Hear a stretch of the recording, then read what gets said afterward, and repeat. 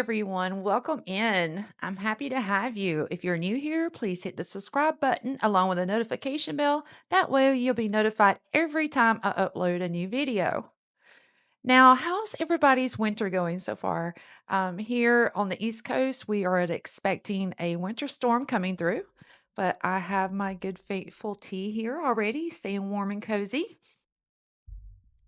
So, speaking of that, how do you guys feel about the wintertime? Do you sometimes get like seasonal depression or, cabin fever, things like that? You kind of get like the winter blues or like occasional um seasonal depression from it being so cold and not being able to get outside as much as you like.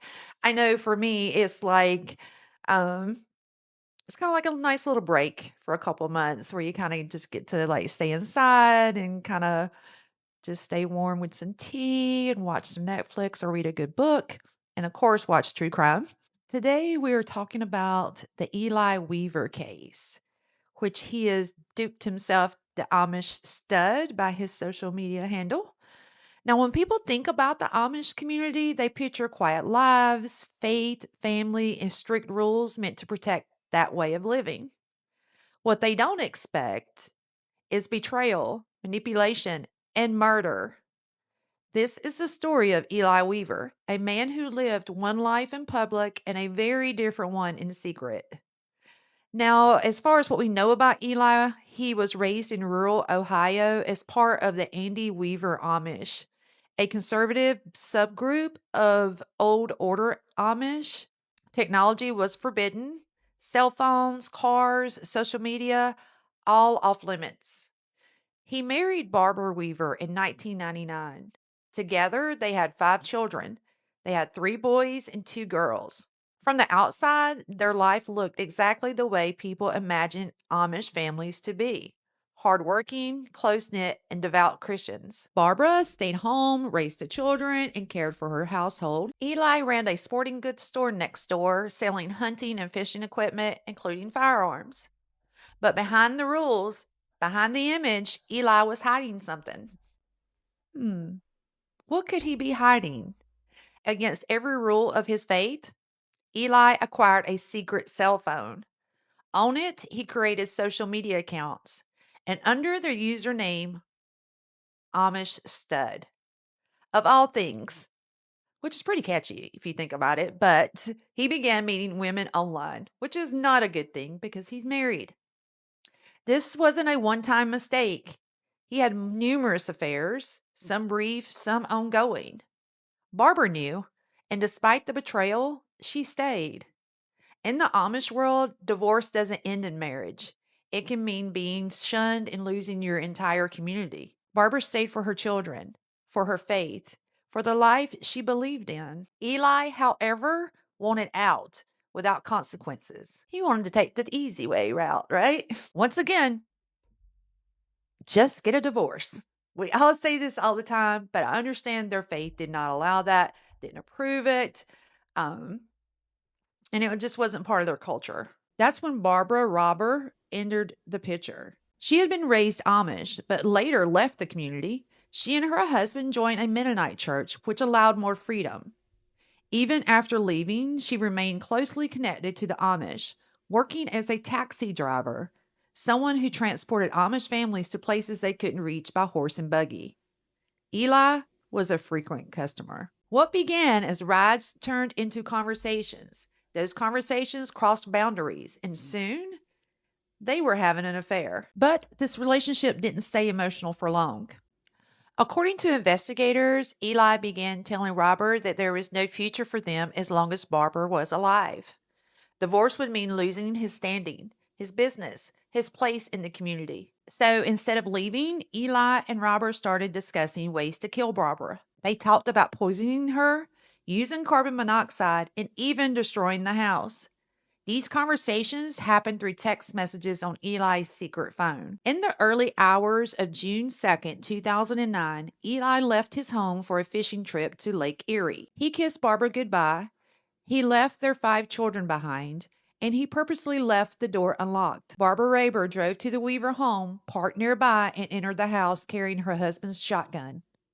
Minutes later, Barbara Weaver was shot and killed in her bed. Talking about how low down someone could be to go into someone else's house, especially to go into your lover's home while his wife is in the bed and their children are at home and shoot and kill her in her bed with the children there. One of her children found her and ran to a neighbor's house for help. They just planned this and did this with no thought whatsoever of the children and them having to find their mom in that condition. It's horrible. Just makes me so angry. Like, what made this murder even more unsettling was how rare it was. There is a book called A Killing in Amish Country: Sex, Betrayal, and a Cold-Blooded Murder by Rebecca Morris, which explained that violence like this is almost unheard of in the Amish communities. She said this murder didn't just devastate one family, it shook the entire Amish world. In more than 250 years of Amish history in America, only 3 murders by spouses have ever been recorded. And in 2 of those cases, men killed their wives. That's how rare this was. And that rarity is exactly why this case left such a deep scar. Now, police immediately noticed that something wasn't right. There was no forced entry, no robbery, cash left in the home. This wasn't random. When Eli returned from his fishing trip, he appeared distraught and denied any involvement. But Barbara's sister came forward. And good for her. I'm glad that she stood up for her sister and came forward, telling police about Eli's affairs. That changed everything. Investigators uncovered Eli's secret phone, his text messages between Eli and Raber, conversations detailing how to commit the murder and how to delete evidence. Raber's fingerprints were found inside the home. The walls closed in quickly. Now, Raber did admit that she went to the house with the gun, but claims she only intended to scare Barbara and that the gun fired accidentally.